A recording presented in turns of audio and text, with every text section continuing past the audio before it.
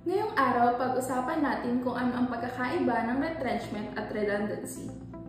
Ayon sa Labor Code, ang retrenchment at redundancy ay parehong nakapailalim sa authorized causes upang magbawas ng manggagawa. Ang retrenchment ay kapag ang isang empleyado ay natanggal dahil sa serious financial loss o pagkalugi ng kumpanya. Ang redundancy ay nangyayari kapag ang isang posisyon o trabaho ay hindi na kailangan sa kumpanya dahil sa pagbabago sa operasyon. Tulad ng mga makinang nakakatipid sa trabaho, pagbabago sa ayos sa estruktura ng kumpanya o pagbabawas ng mga tao para maiwasan ang pagkalugi. Ano nga ba ang mga matatanggap ng isang empleyado kapag siya ay na-retrench o natanggal dahil sa redundancy? Sila ay makakatanggap ng tinatawag na separation pay, kung saan ang empleyadong natanggal dahil sa retrenchment ay makakatanggap ng half-month pay for every year of service.